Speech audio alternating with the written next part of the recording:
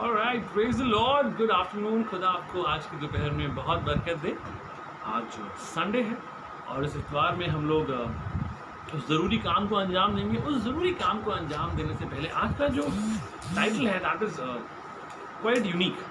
और पहले मैं सोचा गूगल पर डाल के देखता हूँ किसी और ने कुछ ऐसा तो नहीं बोला, और ये ज़रूरी है so that I am absolutely sure that what you are receiving in the spirit is actually 100% authentic. So the title is Steering Towards Darkness. और एक कहानी है जो सच्ची है, एक बात है, एक दास्तान है जो सच्ची है, और फिर से हम आपके पास अल्फाज नहीं एहसास लेकर आए हैं। आज का टॉपिक है सिन। फेमस राइट, हमको इसके बारे में सुनने की जरूरत नहीं है।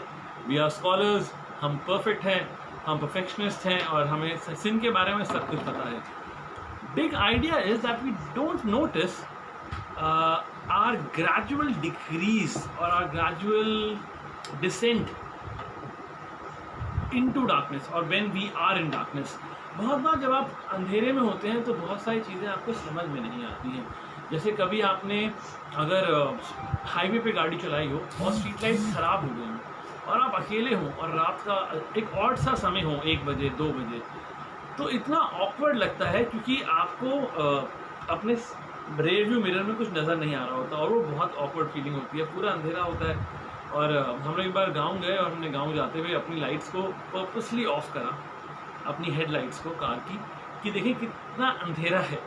आप यकीन मानिए, हाथ बाहर निकालने के बाद, शीशे पर रखने के बाद नज़र नहीं आता, इतना अंधेरा था कि अनकम्फर्टेबल लग रहा था। कलाम की एक बात, उसके बाद हम लोग अशायरा बानी में चलेंगे। आप अपनी रोटी, अपना प्याला तैयार कर सकते हैं। ये रोटी यीशु मसीह के बदन को दिखाता है और ये प्याला, जो भी चीज़ आप पी रहे हैं, पानी, जूस, कोई भी चीज़, ये उसके लहू को दिखाता है। और यही नई वाचा भी है। कलाम में लिखा है इफिसियों 5 बाब उसकी 8 से 11वीं आयत में, इफिशियंस चैप्टर 5 उसकी verse 8, 9, 10, 11। For you were once darkness, but now you are light in the Lord. Live as children of light, for the fruit of the light consists in all goodness, righteousness, and truth, and find out what pleases the Lord. Have nothing to do with the fruitless deeds of darkness, but rather expose them. ये बहुत ही खूबसूरत आयत है और यहाँ लिखा है, ये मैं इसलिए कह रहा हूँ कि एक समय था जब तुम अंधकार से भरे हुए थे। तुम और मैं, हम आप और मैं, हम सब अंधकार से भरे हुए थे। We were filled with darkness. किंतु अब तुम प्रभु के अनुयायी के रूप में ज्योति से परिपूर्ण हो। We are filled with light, right. इसलिए प्रकाश पुत्रों का सा आचरण करो। हर प्रकार के धार्मिकता, नेकी और सत्य में ज्योति का प्रतिफलन दिखाई देता है। हर समय ये जानने का जतन करते रहो कि परमेश्वर को क्या भाता है। इट मीन्स कीप स्ट्राइविंग कि खुदा को क्या भाता है। It is such a nice feeling when you actually strive for something continuously. आपको लगता है वाओ, क्या कलाम को और बेहतरीन तरीके से पढ़ा जा सकता है। हम कवर से कवर पढ़ने की बात नहीं कर रहे, हम कलाम को गहरे में पढ़ने की बात कर रहे हैं। हम बात कर रहे हैं कि आप एक फ्रेज पढ़िए which is not even a complete sense, और वहीं पर रुक जाइए और सोचिए कि खुदा कहना क्या चाहता है, किस तरह से बात कर रहा है।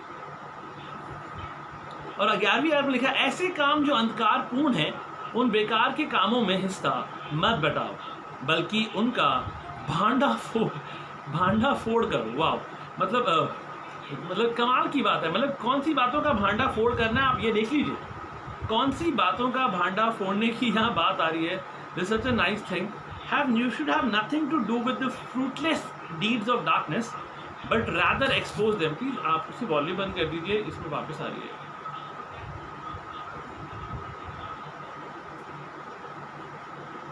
Alright, sorry. So this is so important. हम आपसे बात कर रहे थे कि the last 11th verse says this has nothing to do with the fruitless deeds of darkness, but rather expose them. भांडा फोड़ दीजिए। आज किस चीज़ का भांडा फोड़ने जा रहे हैं हम। एक ऐसी कहानी which is a true story, और ये घटना घटी 1972 में। इसका मतलब मैं तो डेफिनेटली दुनिया में नहीं था। लेकिन मैं कुछ पढ़ रहा था और किसी खास चीज़ को ढूंढ रहा था। जब कहानी मैंने पढ़ी तो मुझे मज़ा आया, बिकॉज मुझे लगा कि इस कहानी को बेहतरीन तरीके से हम आपके सामने लेकर आ सकते हैं। और and this was flight 401 from a particular place in US to another place in US. एक शहर से दूसरे शहर जाने का सफ़र था। कुछ 2 घंटे 10 मिनट 15 मिनट का सफ़र था। और ये बात आपको सोचने पे मजबूर कर देगी, ये कहानी आपको सोचने पे मजबूर कर देगी। द स्टोरी आई थिंक ये मैंने पहले नहीं बांटी है, और मैं इसको स्ट्रक्चर कर रहा था, लिख रहा था, ढूंढ रहा था कुछ चेंजेस करे ताकि वो सूट कर सके हमारे कलाम को। सो अगर आप तैयार हैं तो आइए हम लोग अशारा वानी में चलते हैं। हम उम्मीद करते हैं कि आपके पास रोटी है और आपके पास एक प्याला है जिसमें जूस है या पानी है, कुछ भी चीज़। और आज का जो शीर्षक है that is steering towards darkness, and the big idea is we don't notice our descent when we are in the darkness. Alright, आइए दुआ करेंगे इस रोटी के लिए और इस प्याले के लिए। We should pray for the bread and the wine and the juice. और ये उसके बदन को दर्शाता है और ये उसके लहू को दर्शाता है। खुदा मसीह निहायत ही शुक्रगुजार है खुदावन की, जो हमारी कमजोरी थी तूने अपने पे ले ली। खुदावन हमारे लिए जो अंधकार थी वो तूने अपने इर्द गिर्द खड़ी कर दी। तूने अपने बदन को तोड़वाया खुदावन, लहू बहाया। हम लोग घमंड कर सकते हैं अपनी खूबसूरती पर कि हम कितने खूबसूरत लगते हैं, हम कितने स्मार्ट लगते हैं। खुदावन किसी ने अपने अहंकार को तोड़ा, तूने अपने अहंकार को तोड़ा, अपनी पीठ छिलवा ली खुदावन, कि हम सीधे होकर चल सकें। तो शायद सीधा खड़ा भी नहीं हो पा रहा था। तूने हमको ऐसा बनाया कि हम सीधे चल सकते हैं। खुदा हमारे जिस्मों को तूने रचा है खुदावन, तेरी माटी है और तेरे लहू से, तेरे पानी से सींचे गए हैं खुदावन। इस लहू के लिए तेरा शुक्र करते हैं, चाहते हैं खुदा यीशु मसीह ये लहू जब हमारे आलूदा बदन से हमें मिलता है, खुदा यीशु मसीह हमें धोके पाक और साफ करे खुदावन। हम पूरे हफ्ते इसका इंतज़ार करते हैं इस वक्त का, क्योंकि तेरा कलाम बताता है कि जब भी मिलो मेरी यादगारी में ऐसा ही किया करो। तो शुक्र करते हैं जो कि प्रभु यीशु मसीह तेरे सामर्थी नाम से मांग लेते हैं, सुने और ग्रहण करें, आमीन। ये वक्त होगा जब आप रोटी ले सकते हैं और प्याला ले सकते हैं, रोटी खा सकते हैं और इस प्याले से पी सकते हैं।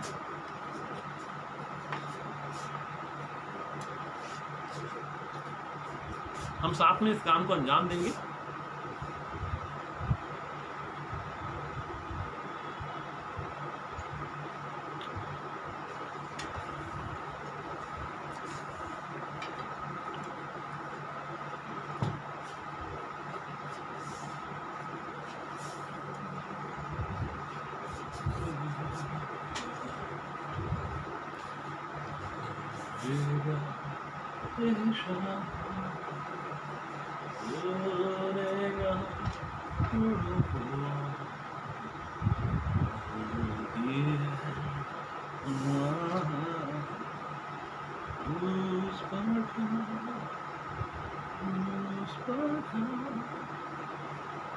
होगी मेरी नजर जब तक मेरी रूह खुश हो जावेगी आसमान।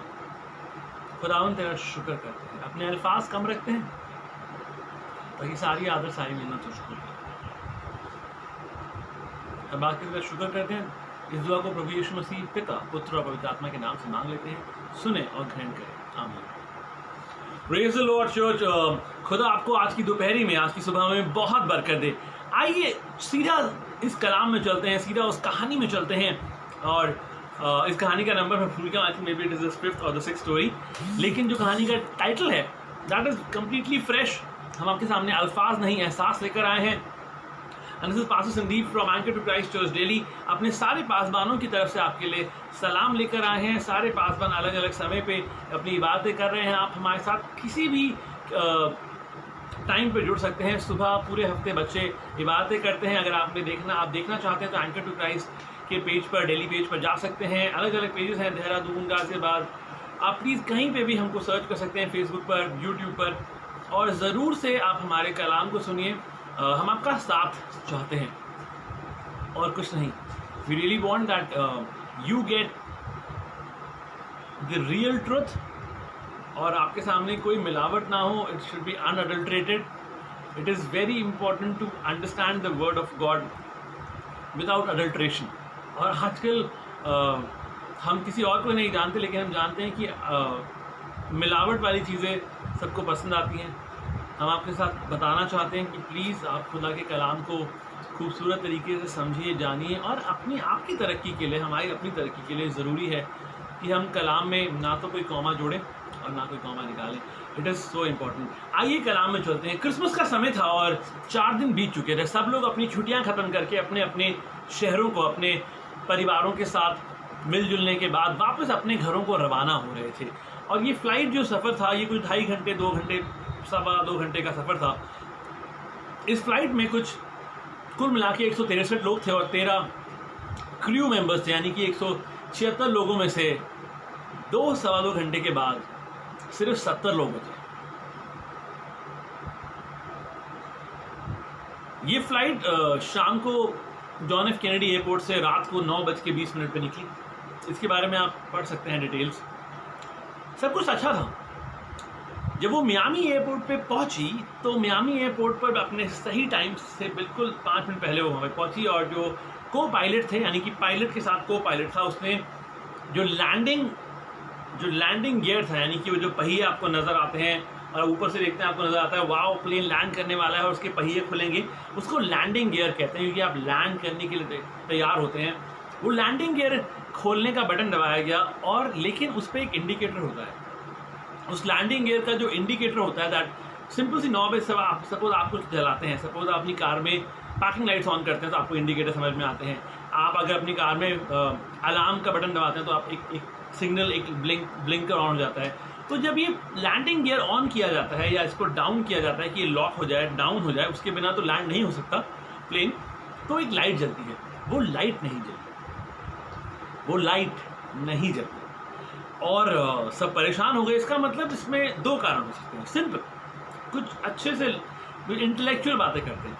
सो what could have happened? There are possibly 2 things that could have happened. या तो लैंडिंग गियर खुला ही नहीं है, या तो पहिए नीचे ही नहीं आए, जिसकी वजह से जिनको लॉक होना ज़रूरी है ताकि प्लेन लैंड कराया जा सके. और या फिर वो जो बल्ब है वो खराब है. Very simple, right? या तो लैंडिंग गियर खुला ही नहीं, लेकिन अगर खुल गया है तो वो जो बल्ब है वो खराब है, फ्यूज़ हैं, जो भी है. और एक्चुअली अमेजिंग बात यह है कि जब भी प्लेन दोबारा से रीफ्यूल करा जाता है, नीचे लैंड होता है, तैयारियां होती हैं, तो ये लैंडिंग गियर, आपको पता है, it is one of the most important. It is the linchpin of the flight. इसके बिना फ्लाइट टेक ऑफ नहीं करती. लैंडिंग गियर नहीं खुलेगा, हवा में रहेंगे. It is important. और इसीलिए इस बात को हमेशा ध्यान दिया जाता है कि लैंडिंग गियर की लाइट्स और लैंडिंग गियर लॉक पोजीशन में आना चाहिए. कोई मैकेनिज्म, कोई हाइड्रोलिक्स, कोई भी चीज़ खराब नहीं होनी चाहिए. तो ये हमेशा टेस्ट होता है और ये इस बार भी टेस्ट हुआ था. तो आखिर हुआ क्या? इसको जानने के लिए जो इंजीनियर होते हैं, फ्लाइट में हमेशा एक इंजीनियर होता है, वो अपनी इंजीनियरिंग रूम से हटकर नीचे वाले सेक्शन में गया. उसे एवियोनिक्स बे कहा जाता है. एक ऐसे एरिया में गया जहाँ से नीचे के पहिए नज़र आते हैं, जहाँ से पता चल जाता है कि पहिए खुले हैं प्लेन के या नहीं खुले हैं. एक ऐसा छोटी सी जगह होती है, वहाँ से नज़र आ सकता है कि पहिए नीचे के खुले हैं नहीं. तो उसको लोअर डेक पे आना था. तो अपना इंजीनियरिंग रूम छोड़ा. इंजीनियरिंग रूम में बड़े सारे अलार्म्स वगैरह बहुत सारी चीज़ें होती हैं. तो उसको ये पता चला था कि अरे ये वाली लाइट ऑन नहीं हुई. तो पायलट के सामने भी ये वाली लाइट आती है और इंजीनियरिंग रूम में भी लाइट आती है. तो उन दोनों को पता चला, पायलट को और इंजीनियर को, कि भाई ये लाइट नहीं जली. इसका मतलब या तो वो खुला नहीं है या फिर ये बल्ब खराब. अगर ये बल्ब खराब है तो कूल, कोई प्रॉब्लम नहीं है, हम नीचे देख कर आते हैं. इंजीनियर ने बोला, पायलट ने बोला, please go and check if the landing gear is down and in locked position. Engineer का बिल्कुल सही बात है. और वो इंजीनियर साहब वो नीचे चला गया. ये पायलट परेशान हो गया. लोगों को समझ में आने लगा, उनकी अनाउंसमेंट हो गई कि वो लैंड करने वाले थे. लैंड करते करते उन्होंने वापस उनको बोला गया कि प्लीज़ हमें नज़र नहीं आ रहा लैंडिंग गियर खुला है नहीं खुला है, इंडिकेटर्स नहीं आ रहे. तो उनको वापस ये मैसेज मिला कि प्लीज़ आप वापस उड़ा लीजिए और ऊपर पहाड़ों के ऊपर ले जाइए. सो वहाँ पे एवरग्लेड्स नामक एक जगह है जो कि काफ़ी डार्क है. उस तरफ उन्हें बोला वहाँ पे खाली है, कोई फ्लाइट उस तरफ नहीं जा रही है, आप उस तरफ ले जाके और वहाँ पे वेट करिए. और इन्होंने अपने ऑटो पायलट को, जैसे क्रूज कंट्रोल होता है कार में, आप एक स्पीड पे सेट कर देते हैं, इन्होंने उसको ऑटो पायलट पे सेट करा और उसको उस हाइट पे जाके रोक दिया। अब पायलट भी परेशान था बिकॉज पायलट ने बोला यार ये क्या हो गया। उसने को पायलट से बात करी, पायलट अपनी सीट से उठा, उसने ऑटो पायलट को सेट करा something like a cruise control और वो उठ गया वहाँ से। जब वो उठ रहा था, उठते उठते जो उसकी बेल्ट थी वो जब उतरा, उसने बेल्ट बांध के हटाई तो उसका जो पाँव था या कुछ था वो उस स्टीयरिंग पे लग गया। अब एक्चुअली बिल्कुल ऐसा होता है जैसे अगर आप कार चला रहे हो, क्रूज कंट्रोल का बटन दबाया तो आपकी स्पीड कांस्टेंट रहती है। अब जैसे ब्रेक या क्या कहते हैं अपने एक्सीलरेशन पे दोबारा स्पीड देंगे तो वो क्रूज कंट्रोल से बाहर आ जाता है। उनकी कॉनी लगने से स्टीयरिंग से जब उठ रहे थे उनको ध्यान नहीं था, उस स्टीयरिंग पे कॉनी लगने से वो जो ऑटो पायलट मोड था उससे वो बाहर आ गया। और वो इतना ज़्यादा नहीं था कि ऐसा लगे कि भाई स्टीयरिंग हिल गई तो पायलट को पता चलाओ, मतलब वो एक सिर्फ ब्रश हुआ। लेकिन प्रॉब्लम ये होती है ऑटो पायलट में एक हल्का सा ब्रश, एक हल्का सा आपका सिर्फ यहाँ से यहाँ टिल्ट करना, सिर्फ समझिए इस बात को, वो प्लेन है, it is been driven at 250 miles per hour into 1.6 कर लीजिएगा, मतलब हज़ारों किलोमीटर की रफ्तार से एक चीज़ उड़ रही है और उतनी रफ्तार में आपका इतना सा भी मोड़ना आपको कहीं और लेकर जाएगा अल्टीमेटली। और वो जो रिकॉर्ड था ऑटो पायलट ने उस मूवमेंट को रिकॉर्ड कर लिया था क्योंकि वो ऑटो पायलट से बाहर आ चुका था और उसने वो कमांड ले ली थी, एक्सीडेंटली वो कमांड ले ली थी और वो जो प्लेन था वो एक्चुअली ग्रेजुअली नीचे जाने लगा। इतना अंधेरा था, वो एक ऐसे जगह पे थे जहाँ पे ट्रैफिक लाइंस, आसमान में ट्रैफिक लाइंस होती हैं जिनको आपको फॉलो करना होता है, एक पर्टिकुलर मार्क्स होते हैं जिनको आपको फॉलो करना होता है। और वो उससे बाहर थे ऑलरेडी बिकॉज उनको ये इंटीमेट किया गया था कि प्लीज़ आप पहाड़ों की तरफ, एवरग्लेड्स की तरफ ले जाइए और वहाँ पे रुकिएगा और वहाँ पे इतनी हाइट पे उड़िएगा, 2000 फीट की हाइट पे, कोई प्रॉब्लम नहीं है, वहाँ पे कोई भी और ट्रैफिक नहीं है, आप वहाँ पे रह सकते हैं। हम आपको जैसे ही कंफर्म कर देंगे कि आपके वो इंजीनियरिंग, आपके लैंडिंग गियर्स लॉक पोजीशन में है तो आप आ जाइएगा। इन्होंने यहाँ पे सारा इंतजाम कर लिया था एयरपोर्ट पे कि अगर कोई प्रॉब्लम होगी तो हम लोग सब भाग के सबको बचा लेंगे। लेकिन वहाँ पर एक अजीब सी बात हुई और वो लाइट जल नहीं रही थी। ये परेशान होकर पायलट ने बोला कि मैं देख कर आता हूँ। पायलट अपनी जगह से उठा, को पायलट बैठा हुआ था, उसने को पायलट को बोला कि ये ऑटो पायलट मोड में है, डोंट वरी। को पायलट सब चीज़ों को देख रहा था ध्यान से, लेकिन इतना अंधेरा था कि वो जो डिसेंट था, जब वो नीचे जा रहे थे, वो इतना मिनिमल था कि वो पता ही नहीं चला। लेकिन वो जो स्पीड थी वो थी 250 मील प्रति घंटे की स्पीड। वो स्पीड इतनी ज़्यादा थी कि उसमें जो वो डिसेंट था इतने अंधेरे में वो इतना ग्रेजुअल था लेकिन पता नहीं चल रहा था। यू नो, इसकी पंचलाइन आपको बिल्कुल आखिरी में बताएंगे। और इसके बाद फाइनली जो फ्लाइट इंजीनियर था उसने क्लाइम डाउन करा। जब वो नीचे चला गया, एक्चुअली प्लेन में एक अलार्म होता है जिसको एक चाइमिंग साउंड होती है। जब आप बहुत लो आ जाते हैं सेफ हाइट से तो वो अलार्म बज जाता है, उसे चाइम साउंड कहते हैं। और वो अलार्म बजा, जब वो अलार्म बजा तो वो इंजीनियरिंग रूम में बजता है और वो पायलट के पास भी बजता है। तो वो पायलट के पास भी बजा, को पायलट के पास बजा और वो नीचे इंजीनियरिंग। अब इंजीनियरिंग रूम में अगर इंजीनियर होता है तो इंजीनियर एकदम से इत्तला कर सकता है, शो बता सकता है कि क्या कर रहे हो। वो जब चाइम बजता है तो आप कुछ ऐसे सेफ डिस्टेंस पे होते हो कि उस चाइम बजने पर आप प्लेन को कंट्रोल कर सकते हो। उस चाइम के बाद प्लेन को कंट्रोल करना इम्पॉसिबल है। उस टाइम की आवाज़ हुई, इंजीनियर अपने रूम में नहीं था। क्यों? क्योंकि वो देखने गया था एवियोनिक्स बे में कि वो जो पहिए हैं प्लेन के वो खुले हैं या नहीं खुले हैं। जो पायलट था वो परेशान होकर इधर उधर घूम रहा था, क्रू मेंबर्स डिस्कशंस कर रहे थे और ऑक्सीजन मास्क नीचे आ चुके थे क्योंकि वो ग्रेजुअली डिसेंट होते होते इस लेवल पे आ चुके थे कि जो इमरजेंसी वार्निंग चाइमिंग साउंड थी, चाइम साउंड थी, वो बजने लगी थी। अब को पायलट परेशान हो गया और वहां से पायलट भागते हुए आया। को पायलट ने पूछा, हमने कुछ करा है क्या? Have we done something to the altitude? Pilot ने बोला, क्या ऑल्टीट्यूड तो कुछ नहीं करा, it was an auto pilot. और को पायलट ने बोला, नहीं ऐसा नहीं लग रहा, ये तो बिल्कुल अंधेरा है, कुछ समझ में नहीं आ रहा, क्या हम नीचे जा रहे हैं? और but that's all, what just happened? Pilot ने बोला, व्हाट इज हैपनिंग? उनका इम्पैक्ट उस एवरग्लेड के आसपास की नदियों से इतना तेज था, इतना ज़्यादा इम्पैक्ट था कि इम्पैक्ट होने पर ही को पायलट और पायलट के चिथड़े उड़ गए। फ्लाइट का पानी और पहाड़ और घास से टकराने पर 100 लोग इंस्टेंटली मर गए। इंजीनियर वगैरह, क्रू मेंबर्स कोई नहीं बचा, सिर्फ पैसेंजर्स बचे जो पीछे की तरफ थे।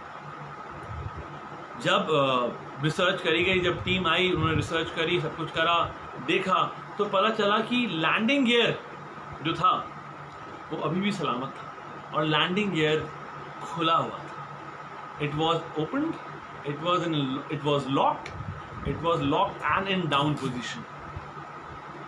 कुछ 700-800 रुपए के बल्ब ने, कुछ 700-800 रुपए के 2 बल्ब ने सब कुछ दबा दिया। There is no autopilot in Christian life. Let's have a transition. Okay? Let's have this transition let's make a transition from the story to back to the sermon. There is no autopilot in Christian life. Christian life में कोई autopilot नहीं होता। हम लोगों को लगता है कि यार ठीक है यार, क्या प्रॉब्लम है। Some of us think we can go through our entire life on autopilot. हमको लगता है कोई टेंशन नहीं है। We don't even realize that we are in darkness, we are in danger, and we don't even notice the warning signs. Warning science को नजरअंदाज करा गया। इतनी सारी चीजों में सबसे बड़ी गड़बड़ आपको क्या लगता है क्या हुई?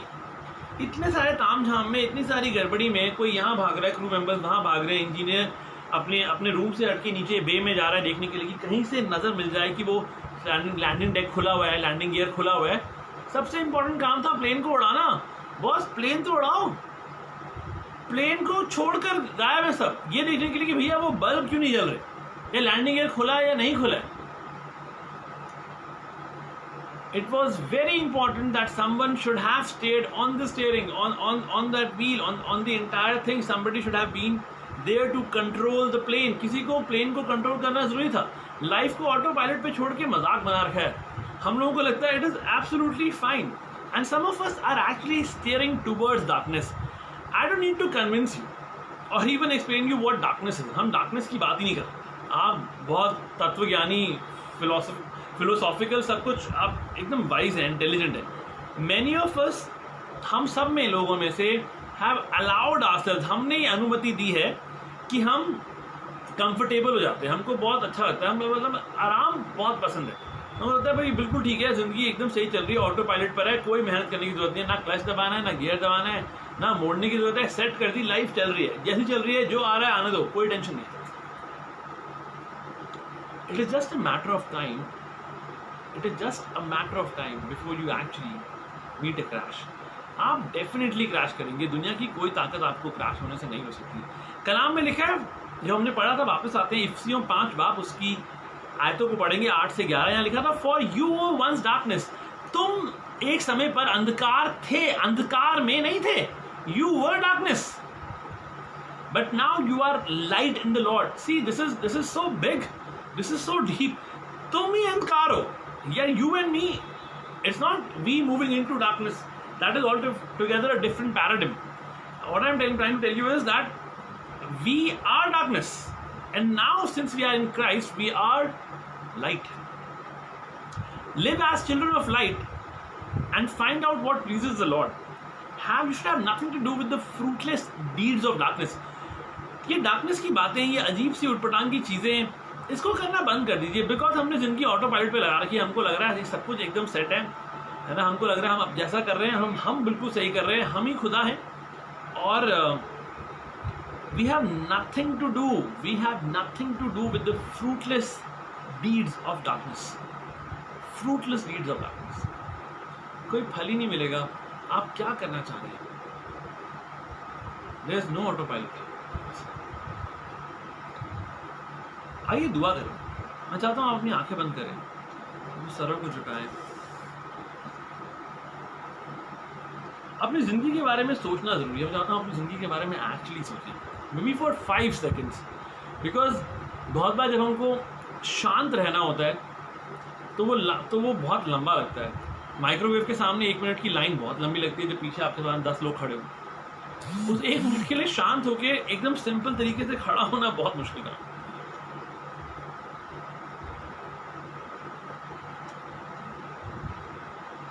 खुदावन, हम जानते हैं कि हम लोगों ने कुछ ऐसे निर्णय लिए हैं अपनी जिंदगी में, और हम ग्रेजुअली डिसेंड कर रहे हैं, हम ग्रेजुअली नीचे आते जा रहे हैं, हम गिरते जा रहे हैं उस अंधकार में। खुदावन, और खुदा हम जानते हैं हमें नजर नहीं आ रहा शायद, लेकिन तुझे नजर आता है। तू खुदा है खुदाबंद।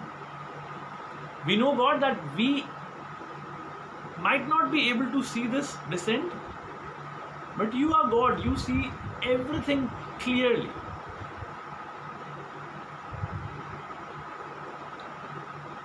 This descent is unavoidable. ये गिरना, ये गिरते जाना अंधकार में, इसको रोक पाना नामुमकिन है। और हम लोगों को, आपको, मुझको, हम खादिमों को, परिवारों को, बुजुर्गों को, लीडर्स को, हम सबको अपना ऑटो पायलट मोड बंद करना जरूरी है। Don't let wrong things get recorded into the auto pilot. Auto pilot को गलत चीजें फीड मत करिए। अपनी जिंदगी को ऑटो पायलट मोड पे डालना बंद कर दीजिए। खुदाबंद हम उससे मिन्नत करते हैं खुदाबंद कि अपनी हुजूरी के बिना हमें ना चलाना खुदाबंद। हम चाहते हैं तेरी एक एक आयत, तेरे कलाम का लिखा हुआ एक एक शब्द, कुछ चंद बातें खुदाबंद, एक पंक्ति हमारी जिंदगी से ऐसी जुड़ जाए खुदाबंद कि वो हमारा मार्गदर्शन कर सके। तेरा कलाम हमारे पैरों की ज्योति है खुदाबंद, और क्योंकि हम तुझ में हैं, हम खुद रोशन हैं खुदाबंद। जलती है बत्ती जब तक कि उसमें तेल दिए का बाकी है। जब तक हमारी है जिंदगानी, नामे मसीह कहलाया। हम यही चाहते हैं खुदाबंद, जब तक हमारी जिंदगी है, तेरी रोशनी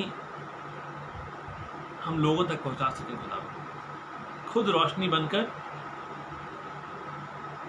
दूसरों को राह दिखा सके खुदाबंद। एक अंश तुझ में और बढ़ जाए।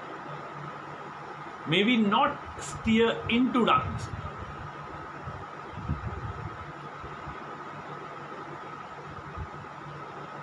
हम जानते हैं खुदाबंद कि शैतान को मेंढक उबालने आते हैं। वो ग्रेजुअली हमारा तापमान बदलता है और बदलता रहता है खुदाबंद, तब तक जब तक हम थक कर दम ना तोड़ते खुदाबंद। हम चाहते हैं खुदाबंद हमारा तापमान ना बदले खुदाबंद। हर बात के लिए शुक्र करते हैं खुदा यीशु मसीह, आज की इस दोपहरी को, इस इबादत को तेरे हाथों में सौंपते हैं खुदा। उन लोगों को जिनको दुआओं की जरूरत है खुदा मसीह, सारे पास्टर्स की, उनकी फैमिलीज को खुदा, उनकी कलीसियाओं की व्यक्तिगत तौर से उनके लोगों को नाम बनाम तेरे हाथों में सौंपते हैं। तू सबकी जरूरतों को जानता है खुदा। तू जानता है कहाँ पे क्या कमी है और क्या घटी है। तूने हमारे जिस्मों को बनाया है खुदावन, वो नसें खुदावन, वो दर्द खुदा मसीह, वो घर की ज़रूरत है खुदा मसीह, वो आर्थिक तंगियाँ खुदावन। हम चाहते हैं खुदावन हम हर चीज़ का पाठ्यक्रम खत्म कर दें खुदावन। May we finish the syllabus of everything that we encounter as a subject in our lifes. और तू हमारा पिता बनकर हमको सिखाता चल। हर बात के तहत शुक्र करते हैं। इस दुआ को प्रभु यीशु मसीह के सामर्थी नाम से मांग लेते हैं। सुने और ग्रहण करें, आमीन। आइए अपने सरों को झुकाएंगे, अपने हाथों को आसमान की ओर उठाएंगे और कलाम बरकत से हम इस बात को ख़त्म करेंगे। और अब हमारे खुदावन यीशु मसीह का फजल, खुदा बाप की मोहब्बत और पाक रूह की रिफाकत और शराकत अब से लेकर हमेशा तक तमाम मसीह ईमानदारों के साथ होती रहे, आमीन। खुदा आप लोगों को आज की दोपहर में बहुत बरकत दे। Praise the Lord. आपस में मिले, एक दूसरे से रिफाकत रखें।